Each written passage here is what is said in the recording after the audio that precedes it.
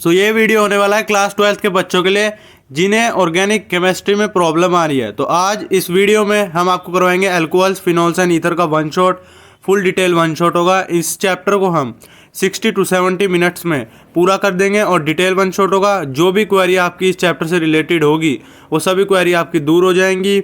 अगर वीडियो अच्छी लगे तो वीडियो को लाइक शेयर एंड सब्सक्राइब जरूर करें और चैनल पर ऐसी क्लास 12th की previous year question video, MCQ video और ऑर्गेनिक केमिस्ट्री से रिलेटेड और फिजिकल केमिस्ट्री से रिलेटेड वीडियोस आती रहेंगी। तो आप चैनल को सब्सक्राइब कर दीजिए। Now start the video.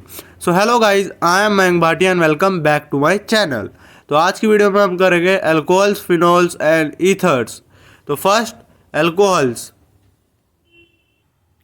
First है अब हमारा अल्कोहल्स। तो फर्स्ट अल्कोहल्स होता क्या है? अल्कोहल वो होता है जब हमारा अल्कोहल अल्काइल ग्रुप के साथ OH ग्रुप लग जाए तो उसको हम बोलते हैं अल्कोहल्स। ऐसे ही सेकंड है हमारा फिनोल्स। तो फिनोल्स क्या होता है? जब हमारा एरोमेटिक कंपाउंड्स के साथ OH लग जाए तो वो होता है हमारा फिनोल्स। जैसे कि CH3OH हो गया हमारा मिथेनॉल, अल्कोहल हो गया वो। और अगर बेंजीन रिंग पर OH आ गया, एरोमेटिक रिंग पर OH आ गया तो वो हो गया आपका फिनोल। ठीक है, ऐसे ही होता है। ये एरोमेटिक अल्कोहल्स होते हैं आपके, एरोमेटिक अल्कोहल्स भी होते हैं आपके। ठीक है, नेक्स्ट है अब हमारा नेक्स्ट कि एल्केन से अल्कोहल कैसे बनाया जाता है। तो एल्केन्स होता है हमारा RH, एल्केन्स होता है हमारा RH की जब हम OH को प्लस करते हैं, जब OH के साथ रिएक्शन करवाते हैं और H को निकाल देते हैं तो ROH बनता है अल्कोहल्स। जैसे CH3H लिया, उसमें हमने H निकाल दिया, OH ऐड करवाया तो CH3OH बन गया। फिर हमने लिया C6H5H यानी बेंजीन रिंग ली, उसके साथ हमने OH को ऐड करवाया और H को निकाल दिया तो ये बन गया आपका फिनोल। ठीक है, ऐसे ही अब आता है हमारा ईथर्स कि ईथर्स क्या होता है। ईथर में जब हम एल्केन लेते हैं RH, उसमें हम H को हटाते हैं और OR को लगाते हैं, OR डैश को, मतलब दूसरे अल्काइल ग्रुप को ऐड करवाते हैं ऑक्सीजन के साथ। तो यहाँ बनता है ROR। मैंने आपको बेसिक ऑफ ऑर्गेनिक केमिस्ट्री की वीडियो में बताया था कि ROR डैश होता है आपका ईथर, जिसमें दो अल्काइल ग्रुप होते हैं, बीच में ऑक्सीजन का बॉन्ड होता है, तो वो होता है आपका ईथर। नेक्स्ट देखते हैं। नेक्स्ट होता है आपका एरोमेटिक ईथर्स भी आपके होते हैं। तो जब हम एरोमेटिक एल्केन लेते हैं यानी आपका बेंजीन रिंग लेते हैं तो उसकी जब हम रिएक्शन करवाते हैं OR डैश के साथ बेंजीन उसमें, तो H को निकालते हैं तो यहाँ पर AROR डैश हो जाता है। मतलब एक साइड आपका एल्काइल ग्रुप आ जाता है और एक साइड आ जाता है आपका एरोमेटिक रिंग, तो उसको हम बोलते हैं एरोमेटिक ईथर्स। अब आप ये नहीं समझेगा कि ईथर में दोनों साइड एल्काइल ग्रुप ही होते हैं, दोनों साइड एल्काइल ग्रुप में हमारी एक साइड एरोमेटिक रिंग भी आ जाती है। ठीक है, अब आते हैं क्लासिफिकेशन ऑफ अल्कोहल्स पे कि अल्कोहल्स का क्लासिफिकेशन कैसे किया गया है।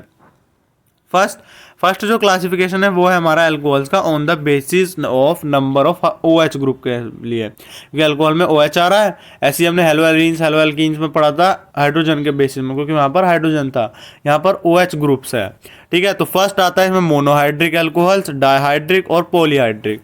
मोनोहाइड्रिक मतलब जब हमारे पास एक OH ग्रुप होगा आपका, ठीक है, CH3 के साथ एक OH ग्रुप होगा तो वो होगा आपका मोनोहाइड्रिक। ठीक है, मोनोहाइड्रिक अल्कोहल्स। जब आपका दो OH ग्रुप हों और डिफरेंट पोजीशंस पर ऐड हों कार्बन के साथ तो वो होगा आपका डाइहाइड्रिक। दो OH हो तो डाइहाइड्रिक। 3 हो या 3 से ज़्यादा हो तो वहाँ पर हम बोलेंगे उसको पॉलीहाइड्रिक अल्कोहल्स। ठीक है, 1 होगा तो मोनोहाइड्रिक, 2 होंगे तो डाइहाइड्रिक, और 3 या 3 से ज़्यादा होंगे, 3 और मोर देन 3, तो वहाँ पर आ जाएगा आपका पॉलीहाइड्रिक अल्कोहल्स। ठीक है, नेक्स्ट देखते हैं अब हम। ऐसे ही अब आपका एरोमेटिक रिंग में आ जाता है। तो एरोमेटिक रिंग में जब आपका एक OH ग्रुप होगा तो वहाँ पर आपका आ जाएगा मोनोहाइड्रिक अल्कोहल्स। 2 OH ग्रुप होंगे तो वहाँ पर आ जाएगा आपका डाइहाइड्रिक अल्कोहल्स। और ऐसे ही 3 OH ग्रुप होंगे एरोमेटिक रिंग में तो वो हो जाएगा आपका पॉलीहाइड्रिक, या 3 से ज़्यादा होंगे तो पॉलीहाइड्रिक अल्कोहल्स। फिर अब अल्कोहल्स को भी आगे क्लासिफाइड किया गया, और क्लासीफाई कैसे किया गया? प्राइमरी में, सेकेंडरी में और टर्शरी में।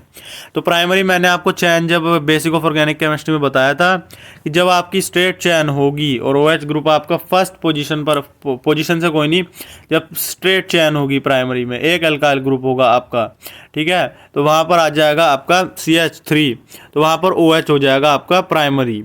जब आपके साइड में 2 अल्काइल ग्रुप आएंगे और OH ग्रुप आ जाएगा आपका सेकंड पोजीशन पर, आपके कार्बन से 2 अल्काइल ग्रुप होंगे आपके CH3 वाला, तो वहाँ पर आ जाएगा आपका सेकेंडरी। ठीक है। और 3 अल्काइल ग्रुप जो कार्बन है वो 3 अल्काइल ग्रुप से आपका अटैच्ड होगा, तो वहाँ पर आ जाएगा आपका टर्शरी ग्रुप। ठीक है, 2 से होगा तो सेकेंडरी, 1 से होगा आपका कार्बन, ये वाला कार्बन में 1 से है तो प्राइमरी, 2 से है तो सेकेंडरी, 3 से है तो टर्शरी हो जाएगा आपका। नेक्स्ट देखते हैं अब हम। नेक्स्ट है एलाइलिक अल्कोहल्स। क्या होते हैं एलाइलिक अल्कोहल्स? वो होते हैं जिनमें जो आपका OH ग्रुप जो है वो अटैच्ड होता है आपका sp3 हाइब्रिडिस कार्बन से, जिसके पास which itself to double bonded carbon, जो कि खुद डबल बॉन्डेड कार्बन है, जैसे CH2 CH CH2 COH। ठीक है, OH group is attach to sp3 hybridize carbon which itself to double bonded carbon. तो यहाँ पर जो आपका कार्बन जो OH ग्रुप है वो अटैच्ड है आपका sp3 हाइब्रिडाइज वाले से, जो sp3 हाइब्रिडाइज वाले कार्बन से अटैच्ड होगा। तो यहाँ पर आ जाएगा आपका CH2OH। तो इसकी नेमिंग क्या हो जाएगी? prop 2 in 1 all. अब आता है बेंजाइल अल्कोहल्स। बेंजाइल अल्कोहल्स क्या होते हैं? बेंजाइल अल्कोहल्स में जो OH ग्रुप है वो आपका अटैच होता है आपका sp3 हाइब्रिडाइज कार्बन से, जो आपका डायरेक्टली अटैच होता है बेंजीन रिंग से। ठीक है, तो sp3 हाइब्रिडाइज कार्बन है ये जो कि डायरेक्टली अटैच्ड है, उससे OH ग्रुप हमारा अटैच होता है, तो इसको हम बोलते हैं बेंजाइलिक अल्कोहल्स। ठीक है, नेक्स्ट आ जाते हैं। नेक्स्ट है हमारा विनाइलिक अल्कोहल्स। की विनाइलिक अल्कोहल्स क्या होते हैं? विनाइलिक अल्कोहल्स का मतलब in this type of alcohol जो OH ग्रुप है वो अटैच होता है हमारा डबल बॉन्डेड कार्बन एटम से। अभी फर्स्ट में एलाइलिक में हमने पढ़ा sp3 हाइब्रिडाइज वाले से होगा, मतलब डबल बॉन्ड के नेक्स्ट वाले जो खुद डबल बॉन्ड से अटैच होगा कार्बन, उस OH से अटैच होगा। बेंजाइलिक में हमने पढ़ा डायरेक्टली अटैच होगा जो कार्बन, उससे OH जुड़ेगा। विनाइलिक में हमने पढ़ा कि जो OH ग्रुप है वो डायरेक्टली डबल बॉन्डेड वाले से अटैच्ड होगा, जो डबल बॉन्डेड है। जैसे आपका एग्जांपल हो गया CH3। ठीक है, यहाँ पर आ गया आपका डबली बॉन्डेड आ गया, तो यहाँ हो गया CHOH, ये हो गया आपका। ठीक है, तो डबल बॉन्ड आते ही यहाँ पर आपका डबल बॉन्ड आ गया, तो ये हो गया आपका CH3 CHOH। अब नेक्स्ट देखते हैं। नेक्स्ट है नोमेनक्लेचर। नोमेनक्लेचर स्टार्ट हो रहा है यहाँ से, तो नोमेनक्लेचर में अब स्टार्ट करते हैं अल्कोहल का। जैसे अब हमारे पास हम चैन देखेंगे सबसे पहले। अब हम इसकी नेमिंग कैसे करेंगे ये हमें ध्यान रखना है। हमने देखा कि हमारे पास CH3 लग रहा है सेकंड पोजीशन पर, C2H5 भी लग रहा है, तो हमने नेमिंग कैसे स्टार्ट करी? हमने नेमिंग लिया इस C2H5 को तोड़ लिया। C2H5 को जब ब्रेक करेंगे तो ये CH3 CH2 में आपका ब्रेक होगा। तो हम चैन जो ले रहे हैं, हम चैन ले रहे हैं ऐसे चैन, ये वाली चैन। ठीक है, तो अगर हम ऐसे लें तो यहाँ पर सेकंड पोजीशन पर और थर्ड पोजीशन पर 3 पोजीशन पर आपका मिथाइल आ रहा है 2 टाइम्स, तो 3 डाई मिथाइल हो गया।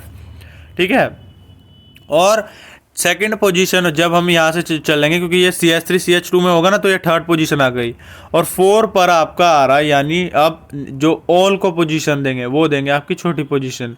ठीक है, तो जब ऑल को हम ब्रेक करेंगे तो वहाँ पे आ जाएगा 3 dimethyl pentane 2 ol, pentane 2 ol आ जाएगा आपका। ठीक है, ऑल आ रहा है आपका सेकंड पोजीशन पर, तो यहाँ पर हो गया आपका 3 डायमिथाइल पेंटेन 2 ऑल। अब देखते हैं नेक्स्ट आपका नोमेनक्लेचर और आगे और चीज़ों का। नेक्स्ट देखते हैं नोमेनक्लेचर अल्कोहल्स का।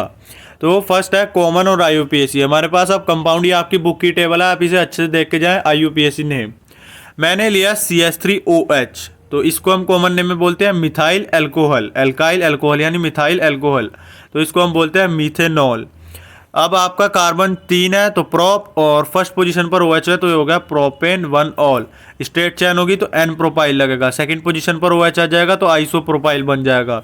ठीक है, ऐसे ही ये स्ट्रेट चैन है आपकी ये वाली CH3 CH2 CH2 CH2OH, तो ये N बुटाइल हो गया। सेकेंडरी कब लगेगा? जब थर्ड पोजीशन पर आ जाएगा तो आपका लग जाएगा सेकेंडरी बुटाइल अल्कोहल। ठीक है, अब सेकंड नेक्स्ट वाला देखते हैं। नेक्स्ट देखते हैं, तो नेक्स्ट में आपका है ये वाला, ये हो गया isobutyl alcohol 2 methyl propane 1 all, 2 methyl propane 1 all. Next देखें तो ये टर्सरी आपका 3 कार्बन अटैच्ड है और OH है, तो हो गया टर्सरी ब्यूटाइल अल्कोहल। तो इसकी नेमिंग कैसे करेंगे? सेकंड पोजीशन पर 1 और 2, सेकंड पोजीशन पर आपका आ रहा है 2 मिथाइल प्रोपेन 2 ऑल। अब हमने इसमें चैन कैसे ली ये आपको ध्यान में रखना है। 3 कार्बन है हमारे पास, 3 कार्बन है, चैन हमने ऐसे ली। ठीक है, तो 2 पर आपका आ गया CH3 और 2 पर ही OH आ गया, तो हो गया 2 मिथाइल प्रोपेन 2 ऑल।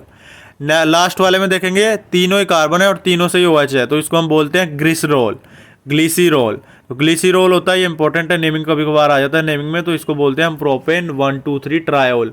नेमिंग आपकी 2 to 3 मार्क्स की आती है, नोमेनक्लेचर तो उसको ध्यान से करना। ठीक है, नेक्स्ट टॉपिक देखते हैं हम अपना। नेक्स्ट है आपका structures of alcohols and phenol. Phenol और अल्कोहल का स्ट्रक्चर के बारे में पढ़ते हैं। तो फर्स्ट अल्कोहल का हमने स्ट्रक्चर बनाया, अल्कोहल का होता है ये, और फिनॉल का हमने ले लिया। फिनॉल में आता है बेंजीनिंग पर OH, और अल्कोहल का आप कोई भी ले लीजिए, एग्जांपल CH3OH ले लिया। तो फर्स्ट पढ़ते हैं द CO, नोट दे रखा है, नोट इंपॉर्टेंट होता है। The CO bond length in phenol, जो कार्बन ऑक्सीजन बॉन्ड की लेंथ है ये वाली और ये वाली, ये 136 पिकोमीटर होती है आपकी, ये ध्यान रखेगा। और अल्कोहल में जो ये लेंथ होती है आपकी वो होती है आपकी 142 पिकोमीटर होती है, जो कि होती है लेस देन अल्कोहल। क्यों होती है? क्योंकि इन फिनॉल में जो होता है आपका लोन पेयर ऑफ ऑक्सीजन इस कॉन्जुकेशन विद पाई बॉन्ड, जो लोन पेयर होता है ऑक्सीजन का, ये वाला लोन पेयर जो लग रहे हैं वो आपका कॉन्जुकेशन कर जाता है पाई बॉन्ड के साथ, जो कि एरोमेटिक रिंग में है, और एक पार्शियल डबल बॉन्ड करेक्टर को एक्वायर कर लेता है। वहाँ पर डबल बॉन्ड करेक्टर आ जाता है, पार्शियल डबल बॉन्ड। अगर हम बात करें इन फिनॉल में, तो ऑक्सीजन एटम जो है वो अटैच होता है हमारा sp2 हाइब्रिडाइज कार्बन एटम से। sp2 हाइब्रिडाइज कार्बन एटम होता है आपका, ये हो गया आपका सेकेंडरी वाला, यानी डबल बॉन्ड वाले से अटैच्ड होता है आपका। ठीक है, sp2 हाइब्रिडाइज वाला। डन। नेक्स्ट देखते हैं हम अपना। नेक्स्ट है आपकी प्रिपरेशंस ऑफ एल्कोहल्स। ये जो भी मैंने आपको स्ट्रक्चर करवाया ना, इसमें एंगल को ध्यान रखना, क्योंकि कभी कभार पूछने के लिए आ जाता है MCQ में कि अल्कोहल, कार्बन और ऑक्सीजन में, अल्कोहल के बीच में बताओ कि कार्बन ऑक्सीजन बॉन्ड में कितना एंगल था, कितने मीटर की डिस्टेंस थी, तो वो आपको बताना पड़ेगा। नेक्स्ट आती है प्रिपरेशंस ऑफ एल्कोहल्स, एल्कोहल्स की प्रिपरेशंस। फर्स्ट आती है फ्रॉम एल्कीन्स, जिसको हम बोलते हैं बाय हाइड्रेशंस ऑफ एल्कीन।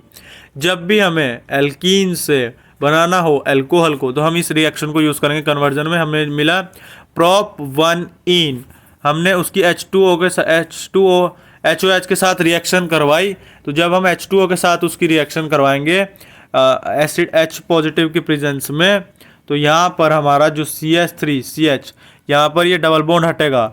जब डबल बॉन्ड हटेगा तो यहाँ पर जो OH है वो हमारा सेकंड पोजीशन पर लग जाएगा, तो ये होगा आपका CH3CHOH CH3 प्रोपेन 2 ऑल।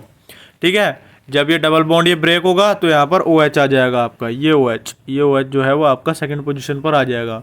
ठीक है, नेक्स्ट आते हैं, नेक्स्ट एक लाइन को पढ़ते हैं सबसे पहले हम। व्हेन एल्कीन, जब हमारा एल्कीन जो है वो रिएक्ट करेगा वाटर के साथ।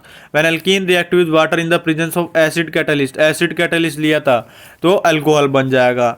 जब हमारे पास अनसिमेट्रिकल एल्कीन होगा, मतलब कोई सिमेट्री नहीं होगी, यहाँ पर तो हमारी सिमेट्री था, अनसिमेट्रिकल एल्कीन होगा, तो व्हेन वाटर जो है वो मॉलिक्यूल एडिड होगा, देन प्रोडक्ट क्या बनेगा हमारा, वो बनेगा हमारा मार्कोनी रूल के अकॉर्डिंग। मार्कोनी रूल को मैंने आपको पढ़ाया था। ठीक है, जब हमारे पास अनसिमेट्रिकल एल्कीन होगा तो वाटर मॉलिक्यूल एडिड होगा, और जो प्रोडक्ट बनेगा वो किस रूल के अकॉर्डिंग बनेगा, मार्कोनी रूल के अकॉर्डिंग बनेगा। नेक्स्ट देखते हैं अब हम। नेक्स्ट आती है आपकी हाइड्रेशन ऑफ एल्कीन की मैकेनिज्म इस चैप्टर में से 100% आती है। ज़्यादातर चांसेस ईथर्स के होते हैं। इंपॉर्टेंट टॉपिक मैंने आपको बता रखे हैं, तो आप वो वीडियो भी देखें चैनल पर जाकर।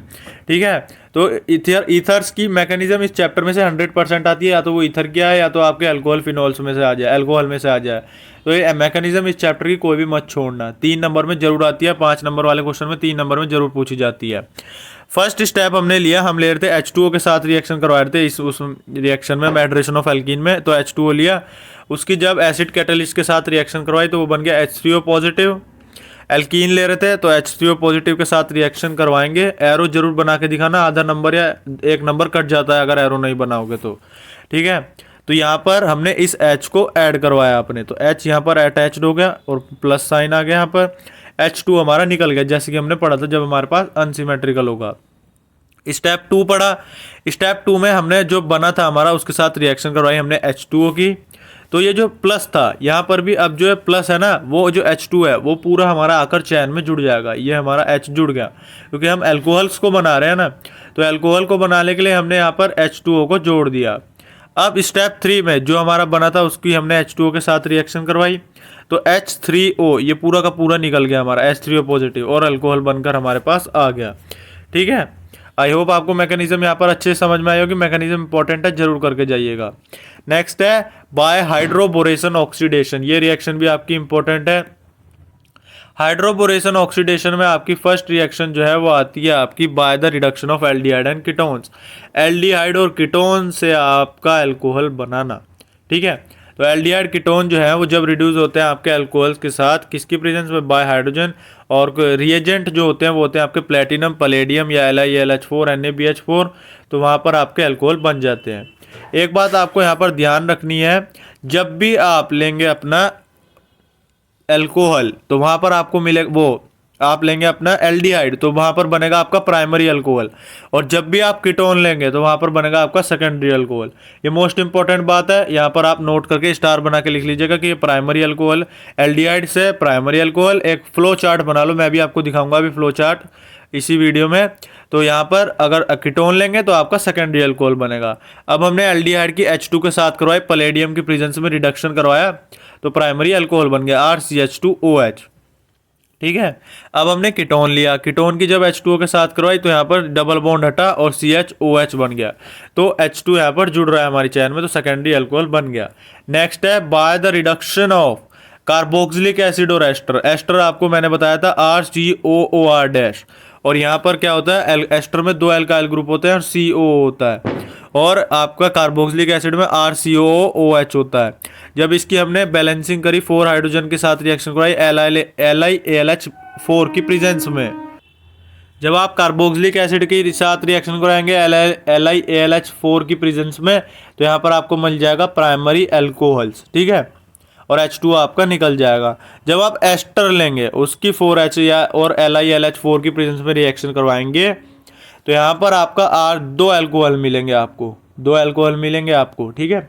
एक मिल जाएगा आपका RCH2OH यानी प्राइमरी अल्कोहल, और एक आपको मिल जाएगा ROH, 2 अल्कोहल में टूटता है आपका एस्टर। ये बात ध्यान रखेंगे, कन्वर्जन में आपके करी जाती है आपकी। सो नेक्स्ट है अब हमारा फ्रॉम ग्रिग्नार्ड रिएजेंट। जब हम ग्रिग्नार्ड रिएजेंट्स के साथ इसमें रिएक्शन करवाएंगे, तो व्हेन ग्रिग्नार्ड रिएजेंट, जब हमारा ग्रिग्नार्ड रिएजेंट जो है वो एल्डिहाइड और कीटोन के साथ रिएक्ट करेगा तो वो अल्कोहल को बनाता है, ये भी हमें पता है। ग्रिग्नार्ड रिएजेंट क्या होता है, ग्रिग्नार्ड रिएजेंट होता है हमारा RMgX। RMgX को हम ग्रिग्नार्ड रिएजेंट कहते हैं। तो जब वो हमारा अल्कोहल के साथ या एल्डिहाइड के साथ रिएक्ट करेगा, तो सबसे पहले एक हमारा जो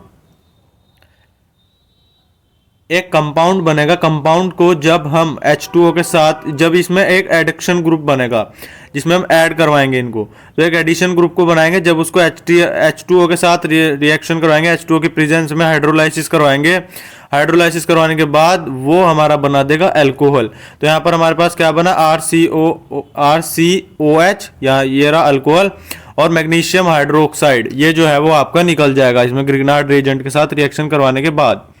नेक्स्ट है अब हमारा जब फॉर्मेल्डिहाइड रिएक्ट करेगा। फॉर्मेल्डिहाइड क्या होता है आपका HCHO यानी मीथेनॉल भी जिसे हम बोलते हैं।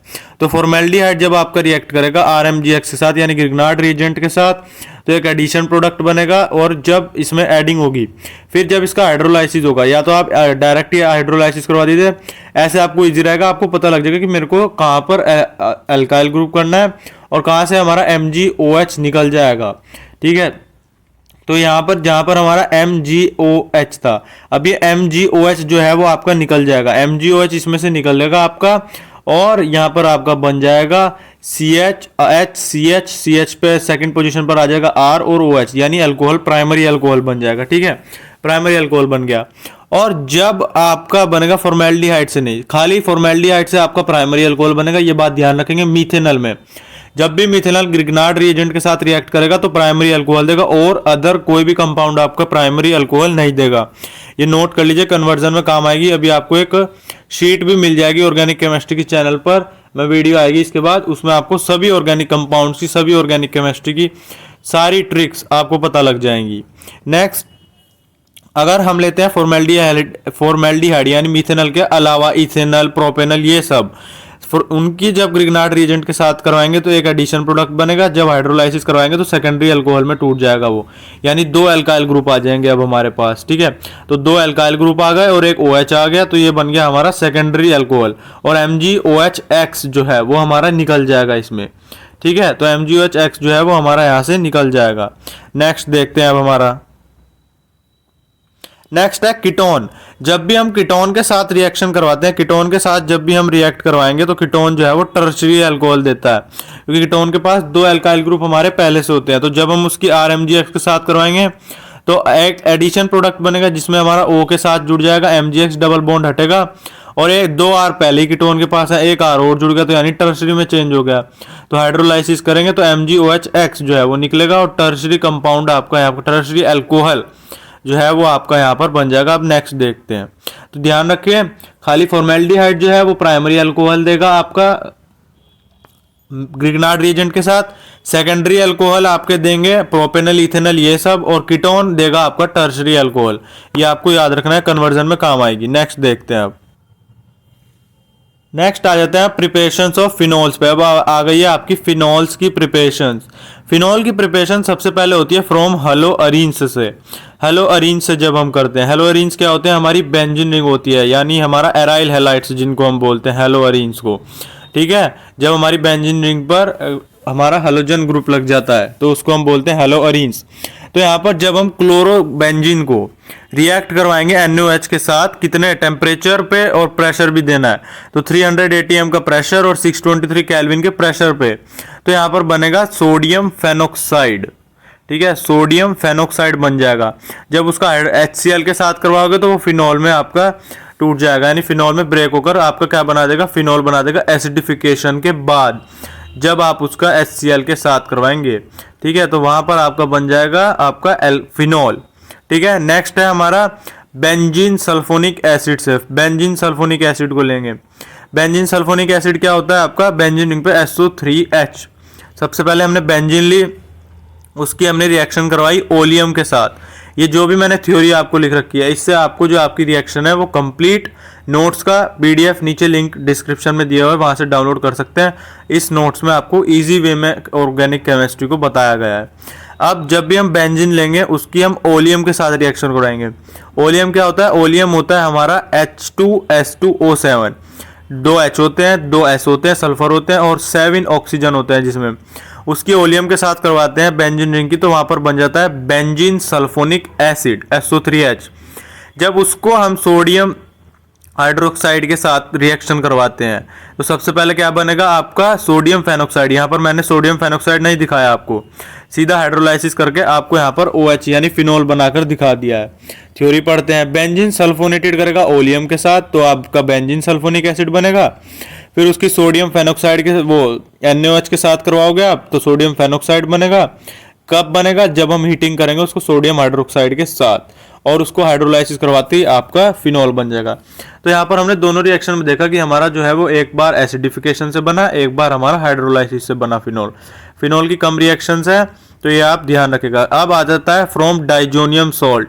बेसिक ऑफ ऑर्गेनिक केमिस्ट्री में मैंने बताया था डाइजोनियम सॉल्ट्स क्या होता है, बेंजीन रिंग पर N2 पॉजिटिव जब Cl नेगेटिव जुड़ जाता है तो वो होता है हमारा बेंजीन डाइजोनियम क्लोराइड।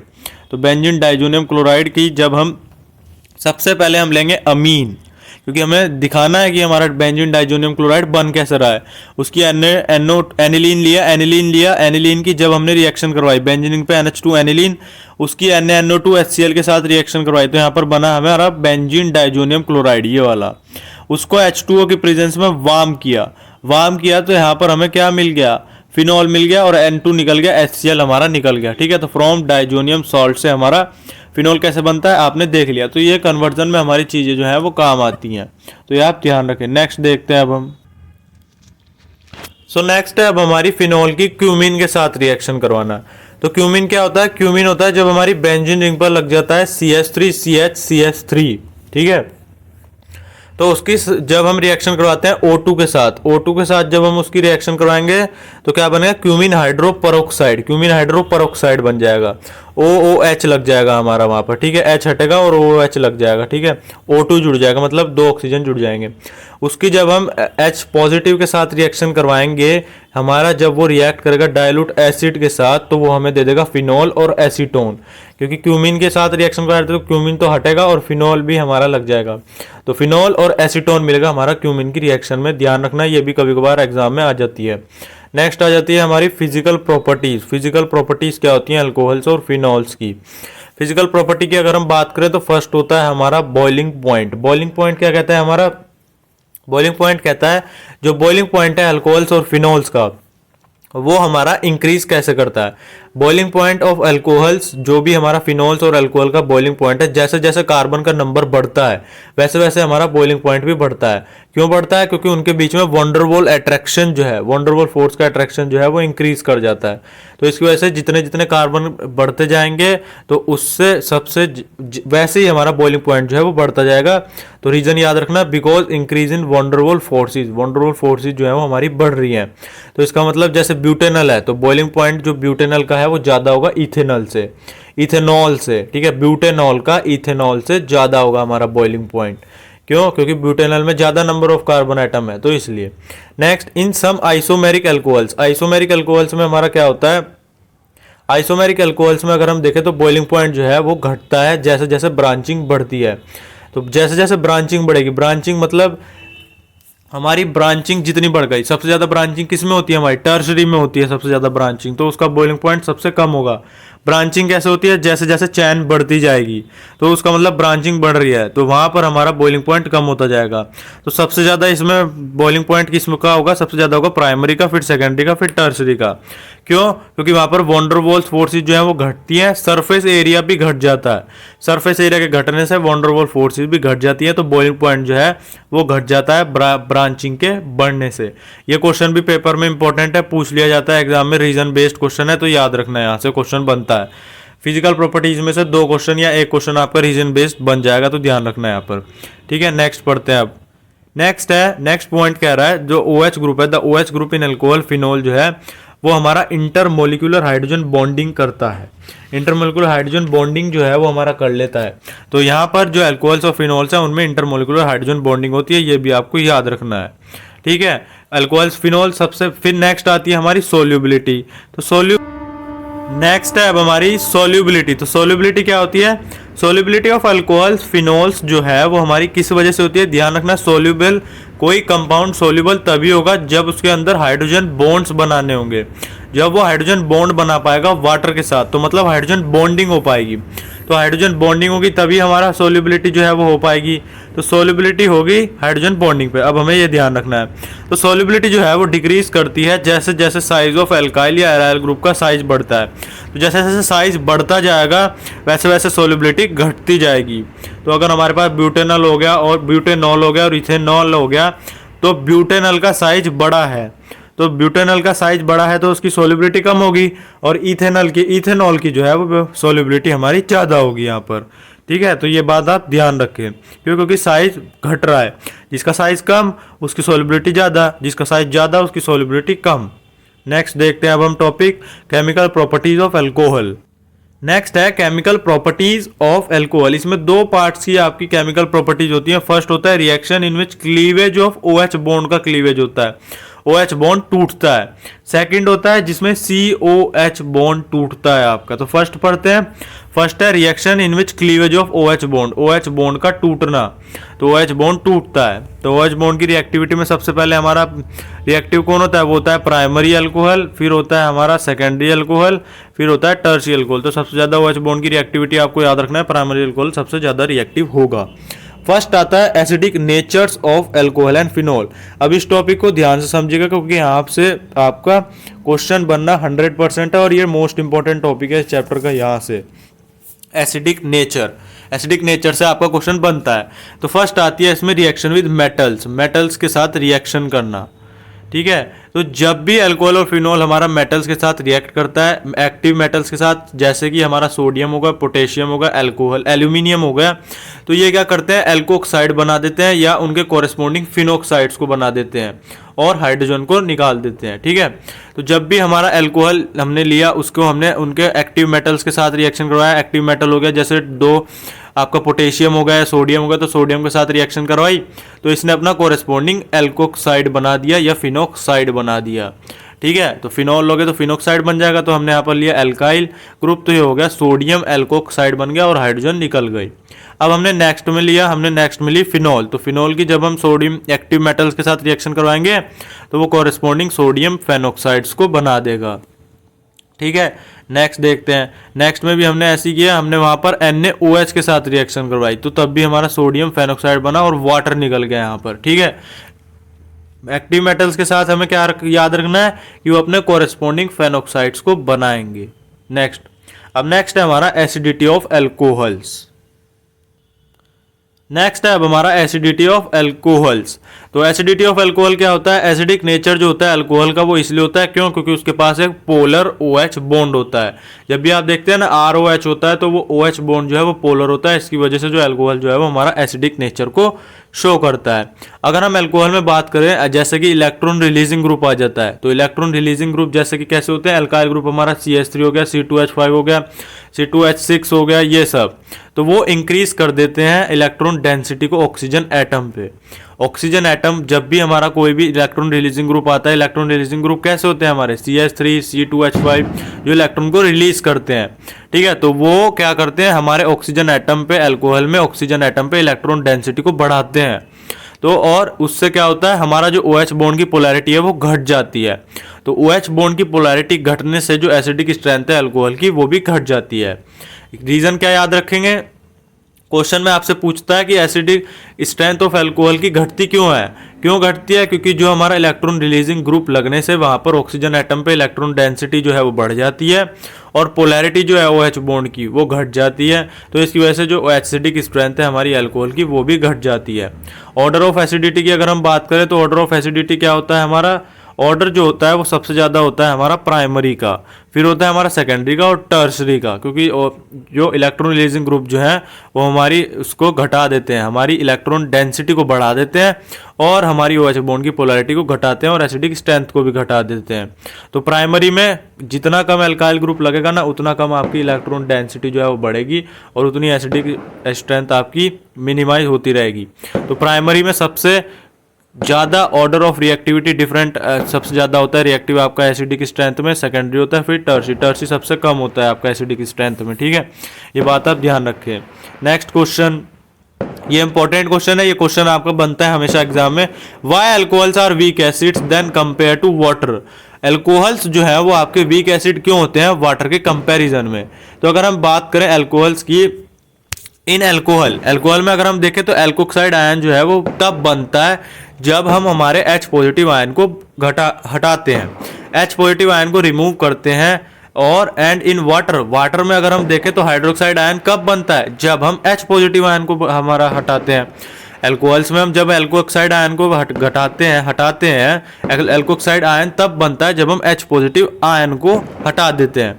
और वाटर में उसका कोरेस्पोंडिंग हाइड्रोक्साइड कब बनता है? जब हम H पॉजिटिव आयन को रिमूव करते हैं, ये हमें पता है। तो इसका रीजन ये है कि जब एल्कोक्साइड आयन जो है वो लेस स्टेबल है कंपेरेबल टू OH यानी हाइड्रोक्साइड आयन से। एल्कोक्साइड आयन जो है वो उसका कम स्टेबल है आपका हाइड्रोक्साइड आयन से। क्यों? क्योंकि वहां पर प्रेजेंस है इलेक्ट्रॉन डेंसिटी की ऑक्सीजन एटम पे। क्यों? क्योंकि वहां पर सबसे ज्यादा, बिकॉज हाइड्रोक्साइड आयन जो है उसमें प्रेजेंस है कि वो इलेक्ट्रॉन डेंसिटी को ऑक्सीजन एटम पे बढ़ा दे। तो अल्कोहल जो है वहां पर एक्ट करता है वीक एसिड की तरह देन कंपेरेबल टू वाटर। क्यों करता है? क्योंकि वहां पर जो हाइड्रोक्साइड आयन जो है वो हमारा एल्कोक्साइड आयन से ज्यादा रिएक्टिव है और उसके पास प्रेजेंस है कि वो हमारी इलेक्ट्रॉन डेंसिटी को ऑक्सीजन एटम पर बढ़ा दे। इसकी वजह से जो अल्कोहल जो है वो हमारा कम रिएक्टिव करता है, एक्ट करता है वीक एसिड की तरह वाटर के कंपेरेबल में। ठीक है, ये क्वेश्चन इंपॉर्टेंट है तो आप ध्यान रखेंगे। अब देखते हैं हम अपना नेक्स्ट क्वेश्चन। अब हम वीडियो में करने वाले हैं एसिडिटी ऑफ फिनॉल। फिनॉल क्या होता है? फिनॉल जो है एसिडिटी, फिनॉल की एसिडिटी के बारे में पढ़ेंगे। इससे पहले हमने जो पढ़ा था वो पढ़ा था हमने एसिडिटी ऑफ हमारी अल्कोहल की। फिनॉल की अगर हम एसिडिटी की बात करें तो ये मोस्ट इंपॉर्टेंट है हमारा यहाँ पर जो टॉपिक है, यहाँ से क्वेश्चन जरूर बनता है हमारा। अगर हम बात करें एसिडिटी से आपका अल्कोहल फिनॉल का 100% रीजन बेस्ड क्वेश्चन आएगा, तो एसिडिटी को बिल्कुल मत छोड़ना, इंपॉर्टेंट है ये भी। ठीक है, तो अब पढ़ते हैं एसिडिटी ऑफ फिनॉल्स को। एसिडिटी ऑफ फिनॉल्स की अगर हम बात करें तो फिनॉल जो है वो मोस्ट एसिडिक होता है हमारा कंपेरेबल टू अल्कोहल से। अल्कोहल से हमारा जो फिनॉल है वो एसिडिक होता है नेचर में। क्यों होता है? क्यों? क्योंकि जो आयनाइजेशन होता है अल्कोहल का फिनॉल का वो ऐसे होता है। देखो, अल्कोहल का और फिनॉल का अगर हम आयोनाइजेशन की बात करें, अल्कोहल है ROH, ठीक है, वो RO नेगेटिव में टूटता है और H पॉजिटिव में, तो क्या बनता है? एल्कोक्साइड आयन बनता है। लेकिन फिनॉल जब टूटता है तो फिनॉल जो है वो हमारा बेंजीन रिंग पर ऑक्सीजन को छोड़ता है और H पॉजिटिव को निकाल देता है। इसकी वजह क्या होती है? इसकी वजह ये होती है हाइयर इलेक्ट्रोनेगेटिविटी की वजह से जो sp3 हाइब्रिडाइज कार्बन होता है फिनॉल पे, sp3 हाइब्रिडाइज कार्बन जो होता है हमारा फिनॉल पे, जिस पे हमारा OH ग्रुप जो है वो अटैच होता है, वो इलेक्ट्रॉन डेंसिटी को डिक्रीज कर देता है ऑक्सीजन पे। ऑक्सीजन पे वो इलेक्ट्रॉन डेंसिटी को घटा देता है, क्योंकि इन जो हमारा एल्कोहल जब टूटता है वो तो एल्कोक्साइड आयन देता है, लेकिन जब हमारा फिनॉल टूटता है तो वो हमारा डिफरेंट वे में टूटता है, वो एल्कोक्साइड आयन नहीं देता। तो इसका रीज़न क्या है? हाइयर इलेक्ट्रोनेगेटिविटी की वजह से जो sp3 हाइब्रिडाइज कार्बन है जिस पर हमारा फिनॉल का OH अटैच है, वहाँ पर इलेक्ट्रॉन डेंसिटी जो है ऑक्सीजन की वो घट जाती है। इसके घटने की वजह से जो इंक्रीज होता है OH बॉन्ड की जो पोलैरिटी है वो बढ़ जाती है, और क्या होता है वहाँ पर आयोनाइजेशन फिनोल्स का क्या हो जाता है? वो बढ़ जाता है। रिजल्ट क्या आता है कि जो आयोनाइजेशन है फिनोल्स का वो अल्कोहल से ज़्यादा है। ठीक है, तो ये पढ़ लीजिए आप सामने, due to higher electronegativity of sp3 hybridize carbon to phenol, जिस पर हमारा OH ग्रुप जो है वो अटैच है, to which the OH group is attach, electron density जो है वो डिक्रीज हो जाती है हमारी ऑक्सीजन पे। इसकी वजह से इंक्रीज आता है पोलैरिटी ऑफ OH बॉन्ड में, और रिजल्ट क्या आता है कि वहाँ पर इंक्रीज हो रहा है ionization of phenols comparable to alcohols के कंपैरिजन में। ठीक है, नेक्स्ट देखें, अगर हम अल्कोहल की बात करें, अल्कोहल में आपको पता है इससे पहले हमने देखा कि एल्कोक्साइड आयन जो है वो बनता है, और अगर हम फिनॉल की बात करें तो वहाँ पर फिनोक्साइड आयन बनता है जब हम H पॉजिटिव आयन को हटा देते हैं, ये हमें भी पता है। फिनोक्साइड आयन जो है वो बहुत ज़्यादा स्टेबल है एल्कोक्साइड आयन से। क्यों? क्योंकि वहाँ पर रेजोनेंस आता है। रेजोनेंस आपने पहले भी पढ़ा है, रेजोनेंस क्या होता है? रेजोनेंस के स्ट्रक्चर होते हैं। क्यों? क्योंकि वहाँ पर जो चार्ज है वो हमारा डीलोकलाइज होता रहता है, इसकी वजह से रेजोनेंस इफेक्ट आ जाता है। तो इसकी वजह से जो फिनॉल है वो मोर एसिडिक है हमारा एल्कोहल से। ये रीज़न जो मैंने आपको बताया इसको जरूर याद रखना, एग्जाम में आने की प्रोबेबिलिटी बहुत ज़्यादा है यहाँ से क्वेश्चन। एक नीचे इंपॉर्टेंट क्वेश्चन और है जो मैं आपको अब बता रहा हूँ, ये ortho and paranitrophenols are more acidic than phenol. Orthophenol and paranitrophenols जो है वो बहुत ज़्यादा एसिडिक क्यों है फिनॉल से? ठीक है, ये क्वेश्चन 5 ईयर से 100% आ ही रहा है, लगातार आ रहा है आपके 5 ईयर से लगातार। ये क्वेश्चन कभी भी ऐसा नहीं हुआ कि आज तक 5 ईयर्स में एक भी ईयर में नहीं आया हो। 100% इसकी प्रोबेबिलिटी है और ये आ रहा है। ठीक है, तो इसमें अब रीज़न पूछा है कि भाई हमारा ऑर्थो पैरा नाइट्रोफिनॉल फिनॉल से ज़्यादा एसिडिक क्यों है। अगर हम नाइट्रोजन की बात करें, NO2 की बात करें, तो वो जो है वो एक इलेक्ट्रॉन विड्रॉइंग ग्रुप है। जब वो प्रेजेंट होता है हमारा ऑर्थो पैरा पोजीशन पे तो वो विड्रॉ करता है, हमारी विड्रॉ करता है इलेक्ट्रॉन डेंसिटी को बेंजीन रिंग से। तो वहाँ पर क्या होता है, जो इलेक्ट्रॉन डेंसिटी होती है OH बॉन्ड की वो घट जाती है। वहाँ पर क्या होता है, इलेक्ट्रॉन डेंसिटी OH बॉन्ड की घट जाती है, और वहाँ पर क्या होता है, रिलीज हो जाता है प्रोटोन का ईजियर। वहाँ से प्रोटोन जो है वो आराम से निकल जाता है। और अगर हम बात करें हमारे NO2 ग्रुप जो है, जो NO2 ग्रुप, अगर NO2 ग्रुप जो है वो इंटेंसिफाई करता है, मतलब नेगेटिव चार्ज को फिनोक्साइड आयन से नेगेटिव चार्ज को हटा देता है NO2 ग्रुप ले, और स्टेबलाइज करता है और इंक्रीज कर देता है हमारी एसिडिक स्ट्रेंथ को। ठीक है, क्योंकि NO2 ग्रुप क्या है, NO2 ग्रुप जो है वो हमारा इलेक्ट्रॉन विड्रॉइंग ग्रुप है। जब वो प्रेजेंट होता है ऑर्थो पैरा पोजीशन पे तो इलेक्ट्रॉन डेंसिटी को वो क्या करता है, बेंजीन रिंग से घटा देता है। OH बॉन्ड की जो इलेक्ट्रॉन डेंसिटी जो है वो विड्रॉ कर लेता है, और वहाँ पर क्या होता है, OH बॉन्ड की जो इलेक्ट्रॉन डेंसिटी है वो घट जाती है और प्रोटॉन इजीली निकल जाता है। और NO2 ग्रुप एक काम करता है, फिनोक्साइड आयन से नेगेटिव चार्ज को हटा देता है और स्टेबलाइज कर देता है, और स्टेबलाइज करने के बाद हमारी एसिडिक स्ट्रेंथ को बढ़ा देता है। ठीक है, अब आगे देखते हैं हम। हमने आपको क्या बताया फिनॉल के बारे में कि जो NO2 ग्रुप है वो आपको पता लग गया। अब अगर हम बात करें हैंस ऑर्थो और पैरा नाइट्रोफिनोल्स जो है, हमारे ऑर्थो और पैरा नाइट्रोफिनोल्स जो है वो मोर एसिडिक होते हैं हमारे फिनॉल से। रीज़न आपको पता लग गया, क्यों? क्योंकि जो वो ऑर्थो जो NO2 है वो एक इलेक्ट्रॉन विड्रॉइंग ग्रुप है। जब वो प्रेजेंट होता है हमारा ऑर्थो पैरा पोजीशन पे, इलेक्ट्रॉन डेंसिटी को विड्रॉ करता है, और हमारी इलेक्ट्रॉन डेंसिटी जो होती है OH बॉन्ड की घट जाती है, वहाँ से प्रोटॉन जो है वो इजीली निकल जाता है। फिर NO2 ग्रुप जो है वो फिनोक्साइड आयन से नेगेटिव चार्ज को हटाता है और स्टेबलाइज कर देता है और हमारी एसिडिक स्ट्रेंथ को बढ़ा देता है। तो इसकी वजह से जो सबसे पहले हमारा क्या आएगा, पैरा सबसे ज़्यादा होगा, फिर ऑर्थो होगा, फिर हमारा फिनॉल होगा। ये बेसिक ये यहाँ पर एसिडिक स्ट्रेंथ के ये भी पूछने को आ जाते हैं ऑर्डर आपसे, तो ये आप ध्यान रखिएगा। नेक्स्ट है हमारा esterification of alcohols. Esterification of alcohol, ये रिएक्शन है आपकी एस्टेरिफिकेशन क्या होता है? एस्टेरिफिकेशन में फर्स्ट आता है हमारा reaction of carboxylic acid.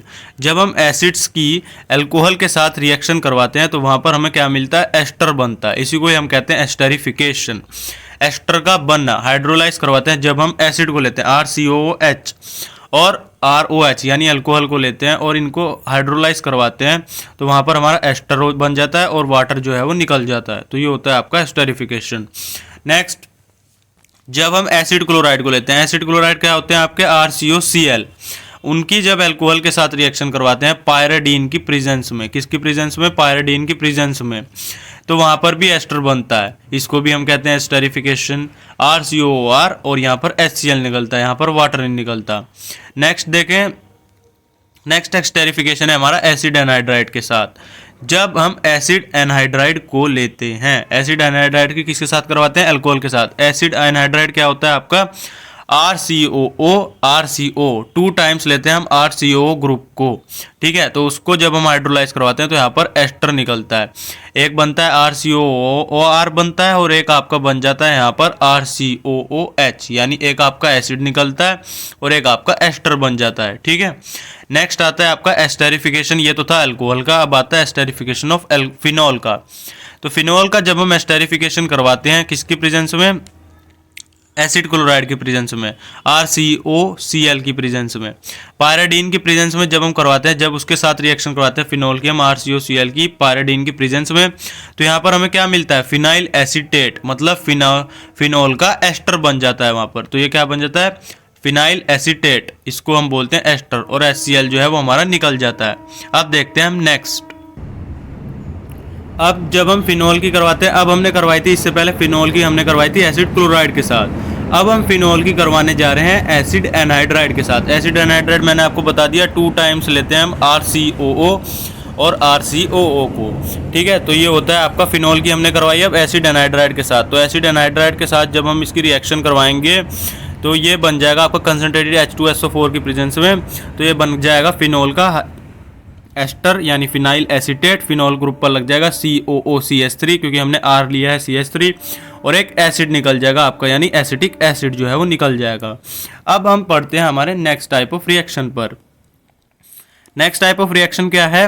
Reaction in which cleavage of COH bond, ठीक है। वहां पर अब तक हमने पढ़ा कि OH बॉन्ड टूट रहा था, अब जो है यहाँ पर क्लीवेज किसका होगा? COH बॉन्ड्स का, ठीक है। इस रिएक्शन में जो है अल्कोहल जो है वो इलेक्ट्रोफाइल की तरह बिहेव करता है, जो होते हैं आपके इलेक्ट्रॉन लविंग स्पीशीज, ठीक है। फर्स्ट आती है इसमें रिएक्शन विद हाइड्रोजन हैलाइड के साथ। हाइड्रोजन हैलाइड के साथ अल्कोहल की रिएक्शन करवाना है। जब हम अल्कोहल की HCl के साथ रिएक्शन करवाएंगे यानी हाइड्रोजन हैलाइड के साथ ZnCl2 की प्रेजेंस में, तो यहाँ पर क्या बनेगा? आपका RCl बन जाएगा और H2O जो है वो आपका निकल जाएगा, ठीक है। इसी मिक्सचर को HCl और ZnCl2 के मिक्सचर को हम कहते हैं हमारा ल्यूकास रिएजेंट। ल्यूकास रिएजेंट को हम यूज़ करते हैं हमारे प्राइमरी, सेकेंडरी और टर्शरी अल्कोहल को डिफ्रेंशिएट करने में, ठीक है। कि अगर हम इनकी रिएक्शन करवा रहे हैं तो हमें पता कैसे चलेगा कि प्राइमरी अल्कोहल बना, सेकेंडरी अल्कोहल बना या टर्शरी अल्कोहल बना लैब में, ठीक है। तो इसकी हम ल्यूकास रिएजेंट को यहाँ पर हम यूज़ करते हैं। अब देखते हैं ल्यूकास रिएजेंट का जब हम टेस्ट करवाते हैं, तो ल्यूकास रिएजेंट का जब हमने टेस्ट करवाया, फर्स्ट है प्राइमरी, सेकेंडरी और टर्शरी, 3 अल्कोहल लिए हमने। जब हम प्राइमरी अल्कोहल के साथ रिएक्शन करवाते हैं CH3 CH2OH, तो यहाँ पर आपका बन गया प्राइमरी अल्कोहल, ठीक है। फिर सेकेंडरी करवाई जब हमने CH3 CHOH HCl ZnCl2 की प्रेजेंस में, ठीक है। तो यहाँ पर आपका क्या बन गया? सेकेंडरी अल्कोहल बन गया, secondary chloride CH3 CH CH3 Cl, ठीक है। और फिर टर्सरी की जब हम टर्सरी अल्कोहल की करवाई तो यहाँ पर उसका कोरेस्पोंडिंग हैलाइड बनकर आ गया CH3 CCH3 CH3 Cl H2O, ठीक है। तो ऐसे हम इस उससे हम डिफ्रेंशिएट करते हैं इसको, ठीक है। अगर हम बात करें प्राइमरी अल्कोहल की, तो प्राइमरी अल्कोहल की अगर मैं बात करूं, जो टर्बिडिटी है वो आपकी आ जाती है एकदम हीटिंग करने से। जैसे ही आप हीट करोगे तो टर्बिडिटी जो है वो आपकी एकदम आ जाएगी। सेकेंडरी अल्कोहल की बात मैं करूं तो टर्बिडिटी जो है वो 5 मिनट्स बाद आएगी, ठीक है। और टर्शियरी अल्कोहल की अगर हम बात करें तो टर्बिडिटी जो है वो एकदम आ जाएगी हीट करते ही, ठीक है। टर्बिडिटी जो है वो एकदम इमीडिएटली आ जाएगी रिएक्शन करवाने के बाद ही। इसमें जो है वो हमारी टर्बिडिटी कितने टाइम बाद आएगी, हीट करने के बाद आएगी प्राइमरी में। ये जो लाइन मैं आपको बता रहा हूँ ये नोट्स में आपको मिल जाएगी, नीचे डिस्क्रिप्शन में आपको लिंक दिया हुआ है, वहां से जाकर आप नोट्स को डाउनलोड कर सकते हैं। और वीडियो अच्छी लगे तो वीडियो को लाइक शेयर एंड सब्सक्राइब जरूर करें, ठीक है। तो टर्बिडिटी सेकेंडरी में आपकी 5 मिनट बाद आएगी और टर्सरी में आपकी टर्बिडिटी जो है वो एकदम आ जाएगी। तो यहाँ पर हमने डिफरेंशिएट कर दिया।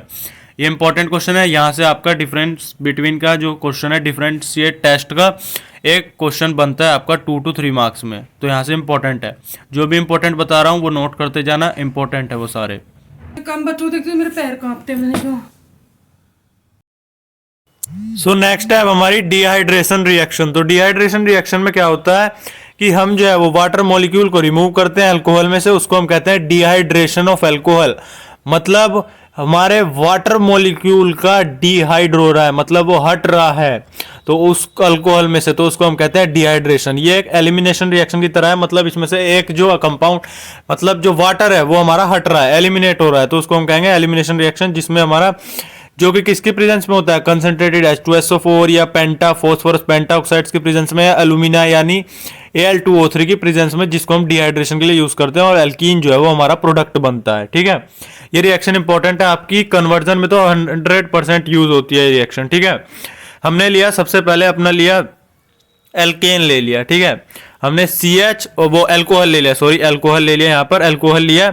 अल्कोहल की जब हम रिएक्शन कराएंगे कंसंट्रेटेड H2SO4 या फॉस्फोरस पेंटाऑक्साइड ले लो या एल्यूमिना ले लो, तो वहां पर क्या होगा, H2O निकल जाएगा, वाटर मॉलिक्यूल एलिमिनेट होगा। इससे याद कर लो कि एलिमिनेशन होगा वाटर मॉलिक्यूल का और एल्कीन बन जाएगा यहाँ पर हमारा, ठीक है। एल्कीन जो है वो हमारा प्रोडक्ट जो है वो यहाँ पर बन जाएगा, ठीक है।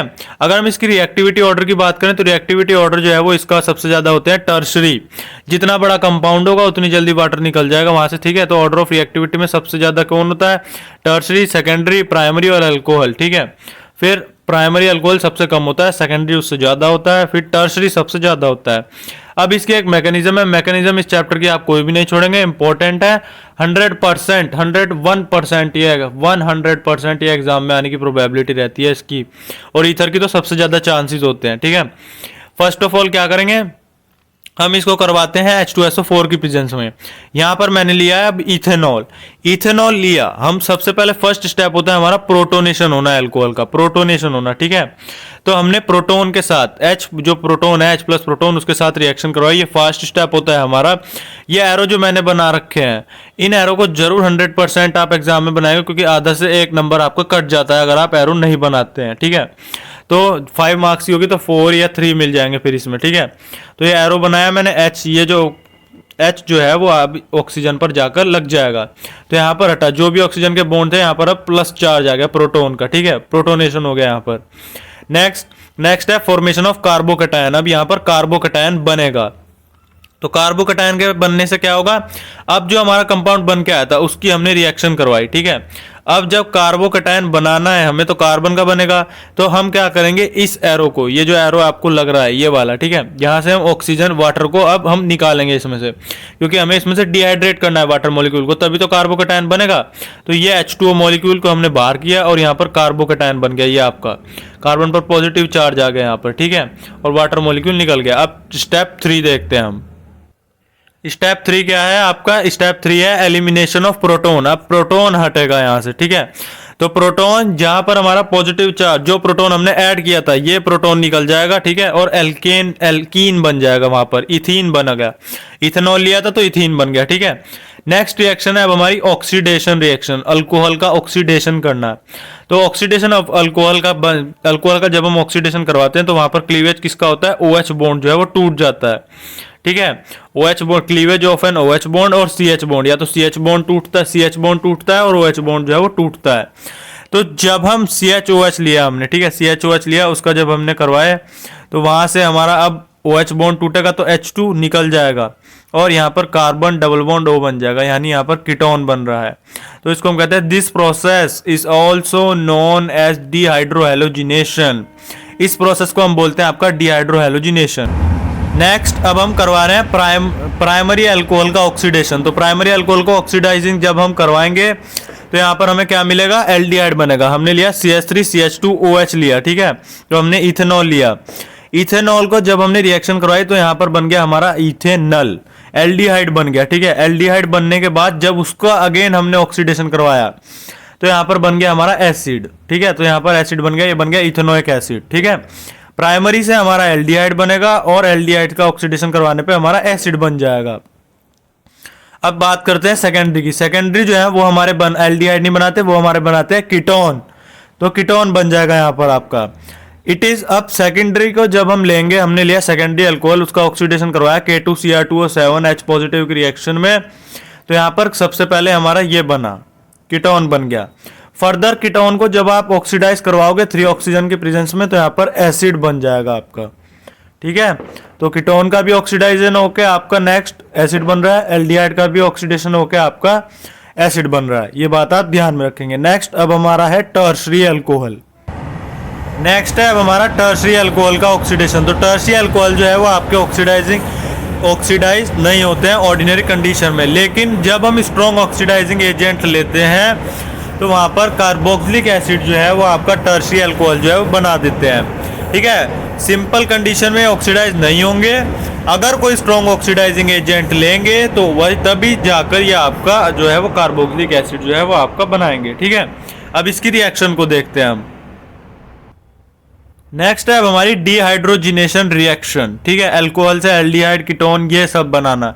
कभी कभार बच्चों को मैं देखता हूँ कि वो कंफ्यूज हो जाते हैं कि इतनी चीज़ों से एल्डिहाइड बन रहा है सर, इतनी चीज़ों से हम इतनी सारी रिएक्शन पढ़ चुके हैं, सब में अल्कोहल से एल्डिहाइड बन रहा है, सब में अल्कोहल से एल्डिहाइड कीटोन बन रहा है, किसी से आपका जो है वो एसिड बन रहा है, तो बच्चे कंफ्यूज हो जाते हैं। तो वहाँ पर जो है वो आपका देखा जाएगा पोजीशन के बेस में कि हमें किस पोजीशन पर एल्डिहाइड के ग्रुप को जोड़ना है, तो इस पोजीशन के बेस पे अगर जो है वो आपकी रिएक्शन जो है वो करी जाएगी, ठीक है। और कभी कभार देखी जाती है कि किस में कम आपके रिएजेंट हो उससे रिएक्शन आपकी हो जाए, ठीक है। तो हमने लिया यहाँ पर अल्कोहल की कॉपर की प्रेजेंस में। डिहाइड्रोजिनेशन जो है वो कॉपर की प्रेजेंस में हीट देकर होगा। जब हमने कॉपर की प्रेजेंस में हीट दी तो यहाँ पर एल्डिहाइड बन गया और H2 जो है वो आपका निकल गया, ठीक है। सेकेंडरी लिया, सेकेंडरी अल्कोहल ने आपका कीटोन दिया, ये बात ध्यान रखेंगे, कीटोन दिया, तो वहाँ पर कॉपर हीट की प्रेजेंस में H2 जो है वो निकल गया और आपका कीटोन बन गया। टर्शरी अल्कोहल की बात करें तो टर्शरी अल्कोहल ने यहाँ पर एल्कीन दिया है, एक बात ध्यान रखें, नोट कर लें, नोट में कर लें इसको, ठीक है, स्टार बनाकर। कॉपर हीट की प्रेजेंस में ये आपका एल्कीन बना देगा, ठीक है, डन। नेक्स्ट देखते हैं। नेक्स्ट है अब आपकी reaction due to OH group of phenol. Phenol की OH ग्रुप की वजह से रिएक्शंस जो है वो आपकी होती हैं। तो अब देखते हैं, जब हमने फिनॉल की रिएक्शन करवाई अमोनिया के साथ, फर्स्ट है अमोनिया के साथ रिएक्शन करवाओगे एनहाइड्रस ZnCl2 की प्रेजेंस में, ठीक है, तो यहाँ पर एनिलीन बन जाएगा। जब भी बेंजीन पर NH2 आता है तो उसको हम बोलते हैं एनिलीन या अमीनो बेंजीन बोलते हैं। तो अमीनो बेंजीन को हम बोलेंगे एनिलीन और वाटर जो है वो निकल जाएगा आपको अमोनिया के साथ रिएक्शन करवाने पे फिनॉल की। नेक्स्ट है हमारी रिएक्शन, नेक्स्ट रिएक्शन है हमारी reaction with zinc chloride. Zinc chloride के साथ रिएक्शन करवाना हमारी। तो हमने यहाँ पर फिनॉल लिया, फिनॉल के साथ जब हमने रिएक्शन करवाई जिंक की, हीट दी, हीट देने के बाद जो है वो बेंजीन बन गई, आपकी OH ग्रुप को निकाल दिया तो ZnO जो है वो आपका निकल गया और H जो है वो आपकी बेंजीनिंग में लग गया। तो यहाँ पर आपका जो है वो बन गया बेंजीन और ZnO जो है वो आपका यहाँ पर बन गया। नेक्स्ट देखते हैं। नेक्स्ट है आपकी reaction with phosphorus pentachloride. Phosphorus pentachloride यानी PCl5, पेंटा है तो 5 क्लोराइड और फॉस्फोरस P हो गया। जब फिनॉल की फॉस्फोरस पेंटाक्लोराइड के साथ करवाएंगे PCl5 के साथ तो बेंजीन पर लग जाएगा आपका, ये बन जाएगा क्लोरोबेंजीन, ठीक है, क्लोरोबेंजीन बनेगा, POCl3 निकल जाएगा और HCl जो है वो आपका निकल जाएगा, ठीक है। नेक्स्ट रिएक्शन है हमारी नाइट्रेशन रिएक्शन। जब भी हम फिनॉल का नाइट्रेशन करवाते हैं डाइल्यूट HNO3 की प्रेजेंस में 278 और 288 केल्विन के टेम्परेचर पर, ठीक है, टेम्परेचर देंगे, टेम्परेचर जरूर लिखेंगे, कोई भी रिएजेंट और टेम्परेचर नहीं छोड़ेंगे एग्जाम में। तो फर्स्ट प्रोडक्ट बनेगा ऑर्थो नाइट्रोफिनॉल और सेकंड प्रोडक्ट बनेगा आपका पैरा नाइट्रोफिनॉल, ठीक है। तो नाइट्रेशन जब भी करेंगे तो ये बात आप ध्यान रखेंगे, ये कन्वर्जन में काम आती है आपकी सभी रिएक्शन। नेक्स्ट रिएक्शन देखते हैं अब।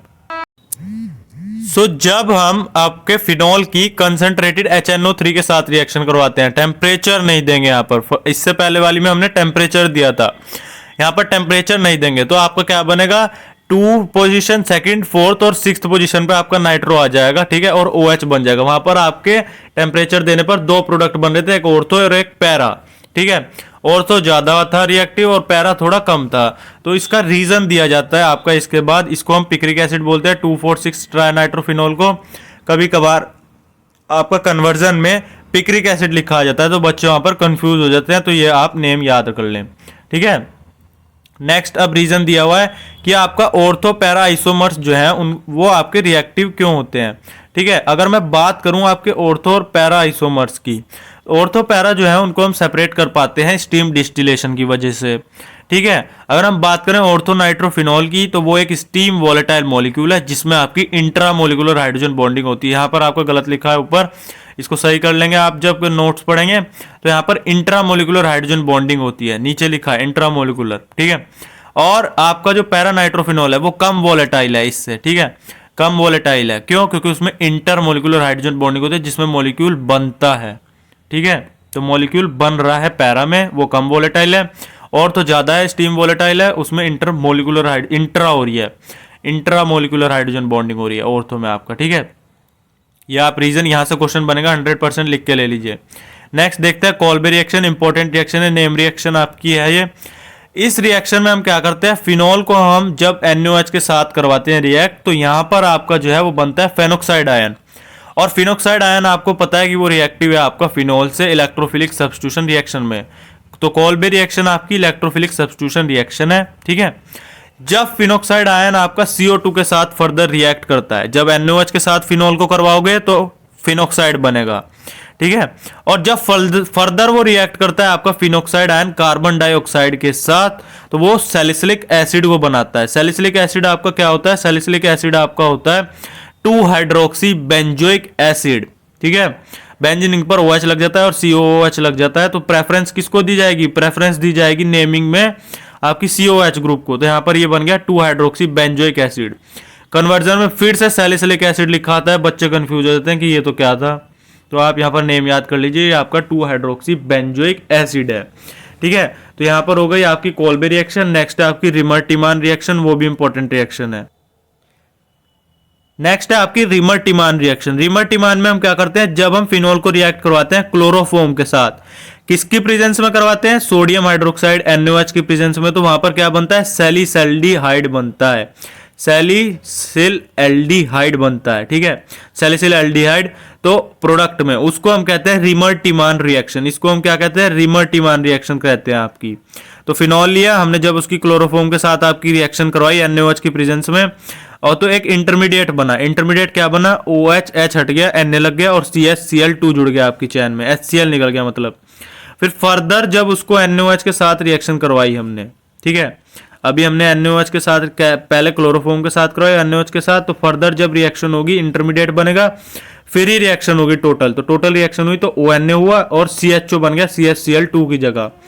जब फर्दर आप उसको हाइड्रोलाइज करेंगे, फर्दर हाइड्रोलाइज करेंगे तो सैलिसिल्डिहाइड बन जाएगा, ठीक है, जिसको हम बोलते हैं आपका हाइड्रोक्सी आपका ये हो गया, OH ग्रुप हो गया ये आपका, और यहां पर आपका COOH लग गया, ठीक है। तो ये आपका हो गया 2 हाइड्रोक्सी बेंजल्डिहाइड, ठीक है, 2 हाइड्रोक्सी बेंजल्डिहाइड। तो प्रेफरेंस हम यहाँ पर एल्डिहाइड ग्रुप को देंगे, तो ये हो गया आपका 2 हाइड्रोक्सी बेंजल्डिहाइड, ठीक है, डन।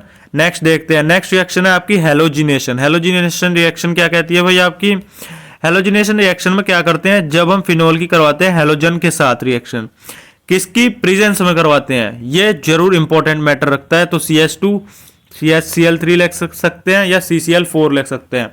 क्लोरोफॉर्म के साथ करवा सकते हैं, कार्बन सल्फाइड के साथ करवा सकते हैं, और कार्बन टेट्राक्लोराइड के साथ करवा सकते हैं। तो हमने फिनॉल की Br2 के साथ रिएक्शन करवाई CH2 की प्रेजेंस में, एक प्रोडक्ट बना ऑर्थो ब्रोमोफिनॉल और एक बना आपका पैरा ब्रोमोफिनॉल, ठीक है, 2 प्रोडक्ट बनेंगे, एक माइनर एक मेजर प्रोडक्ट बनेगा आपका, ठीक है। नेक्स्ट रिएक्शन है अब आपकी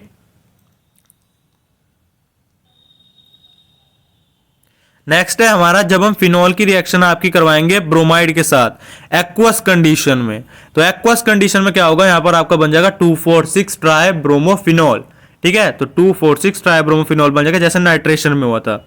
नेक्स्ट है आपकी ऑक्सीडेशन रिएक्शन, जो कि इंपॉर्टेंट रिएक्शन है। ऑक्सीडेशन रिएक्शन में जब हम फिनॉल की O2 के साथ रिएक्शन करवाते हैं, किसकी प्रेजेंस में, क्रोमिक एसिड की प्रेजेंस में। क्रोमिक एसिड क्या होता है, Na2Cr2O7 प्लस H2SO4, तो क्या बनता है, साइक्लोहेक्सेन बनता है और उसके दोनों साइड आपके डबल बॉन्ड O आ जाते हैं। तो डबल बॉन्ड O लगने से क्या बन जाता है, बेंजोक्विनोन। इसको हम बोलते हैं बेंजोक्विनोन। ये 100% अच्छा आने के चांसेस है, इंपॉर्टेंट रिएक्शन है। नेक्स्ट है आपका ईथर। ईथर क्या होता है आपका, ROR, बीच में ऑक्सीजन होता है, दोनों साइड अल्काइल ग्रुप होते हैं।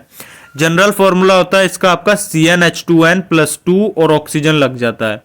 एल्डिहाइड फिनॉल यहाँ पर खत्म होते हैं। ईथर्स अब आपका स्टार्ट होता है लास्ट, ये आपका टॉपिक है इस चैप्टर का। अगर दो एल्काइल ग्रुप अटैच हो ऑक्सीजन के साथ, दोनों साइड ऑक्सीजन के दोनों तरफ, तो उसको हम बोलते हैं ईथर। आपका ईथर को हम आपका एक नाम और भी कहते हैं, वो होता है एनहाइड्राइड ऑफ एल्कोहल। एनहाइड्राइड होता है ये आपका एल्कोहल्स का। जब हम अल्कोहल की रिएक्शन करवाते हैं, दो मॉलिक्यूल अल्कोहल के रिएक्शन करवाते हैं, तो वहां पर ईथर बनता है, तो इसलिए हम बोलते हैं एनहाइड्राइड ऑफ अल्कोहल। तो वाटर जो है वो निकल जाता है। दो तरह के आपके ईथर्स होते हैं। फर्स्ट होता है आपका सिंपल ईथर, सेकंड होता है मिक्स्ड ईथर। मिक्स्ड ईथर कौन से होते हैं, मिक्स्ड ईथर वो होते हैं जब दोनों साइड डिफरेंट अल्काइल ग्रुप आ जाए आपका, ठीक है। दोनों साइड सेम अल्काइल ग्रुप आएगा तो उसको हम बोलते हैं आपका सिंपल ईथर्स। तो यहाँ पर ईथर्स के टाइप्स हो गए। नेक्स्ट देखते हैं अब हम। नेक्स्ट है अब हमारा स्ट्रक्चर्स ऑफ ईथर। अब हम ईथर का स्ट्रक्चर को पढ़ेंगे। तो ईथर का स्ट्रक्चर क्या होता है आपका, ईथर के स्ट्रक्चर की अगर हम बात करें तो दोनों साइड अल्काइल ग्रुप होते हैं और बीच में आपका ऑक्सीजन होता है, सेंटर में ऑक्सीजन होता है आपका, ठीक है। तो जो आपका एंगल होता है, जो बॉन्ड एंगल होता है आपका ROR डैश का, वो होता है आपका 111 डिग्री का। क्यों, क्योंकि वहां पर रिपल्शन होता है आपका एल्काइल ग्रुप्स के बीच में, ऑक्सीजन और अल्काइल ग्रुप के बीच में रिपल्शन आ जाता है, जो आपका ऑक्सीजन जो है वो अटैच होता है आपके एटम के साथ, ठीक है। तो इनके सेंटर का एंगल होता है आपका 111 डिग्री और बॉन्ड लेंथ जो होती है वो होती है 141 पिकोमीटर की, ठीक है। अब यहाँ से नेक्स्ट स्टार्ट होती है हमारी reactions, preparations of ether, ether की रिएक्शंस। फर्स्ट है डिहाइड्रेशन ऑफ अल्कोहल, अल्कोहल का डिहाइड्रेट होना। जब हम अल्कोहल की रिएक्शन करवाते हैं H2SO4 की प्रेजेंस में 443 केल्विन पे, तो हमारा अल्कोहल से बनता है एल्कीन, ठीक है। और जब हम H2SO4 लेते हैं इसकी प्रेजेंस में 413 केल्विन पे, तो यहाँ पर बनता है हमारा ईथर्स, ठीक है। तो C2H5O C2H5। तो आप ध्यान देखें यहाँ पर टेम्परेचर में डिफरेंस आने से हमारे कंपाउंड चेंज हो रहे हैं।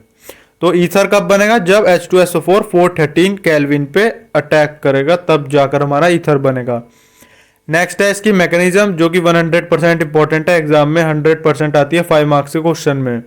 तो ईथर की एक मैकेनिज्म आपकी इंपॉर्टेंट है। ये जो है वो आपका इसमें SN2 रिएक्शन का। नेक्स्ट है अब हमारी ईथर्स की मैकेनिज्म।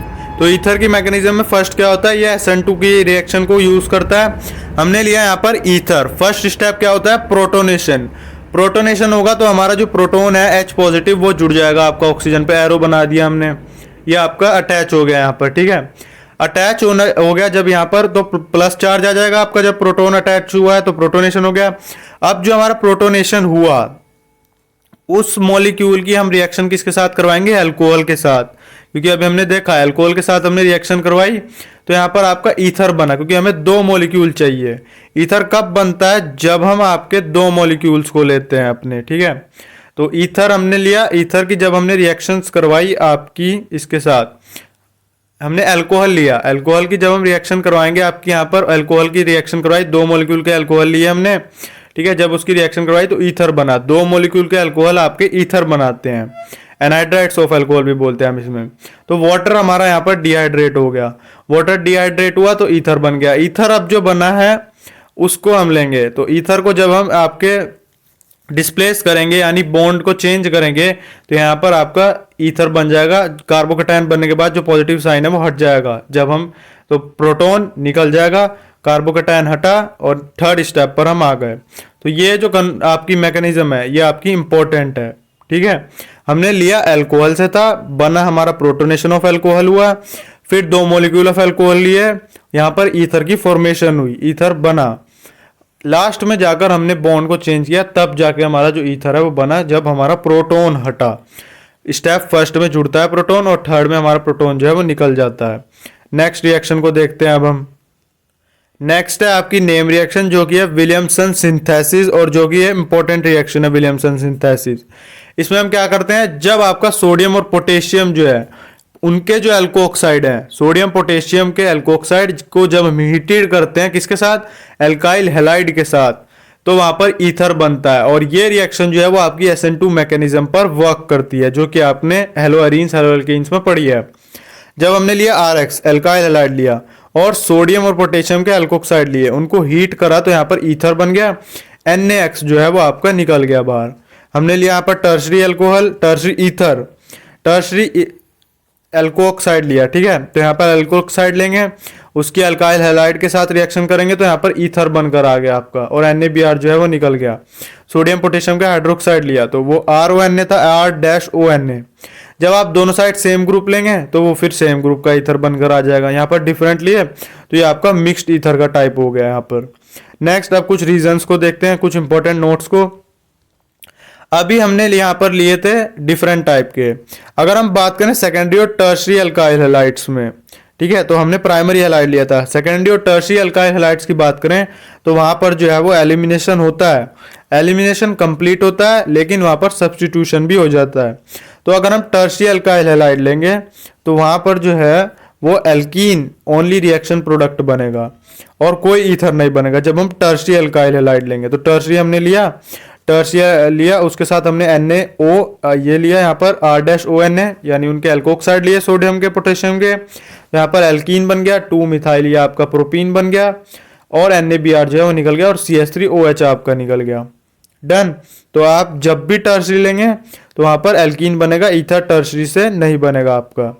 नेक्स्ट देखते हैं, जब हम फिनॉल को आपका रिएक्ट करवाते हैं, फिनॉल को भी हम ईथर में कन्वर्टेड कर सकते हैं। किस मेथड से, ये मेथड है जब हम सोडियम फेनोक्साइड को एल्काइल हैलाइड के साथ रिएक्शन करवाते हैं, ठीक है, तो हीट देते हैं तो वहां पर इथॉक्सी बेंजीन बनता है।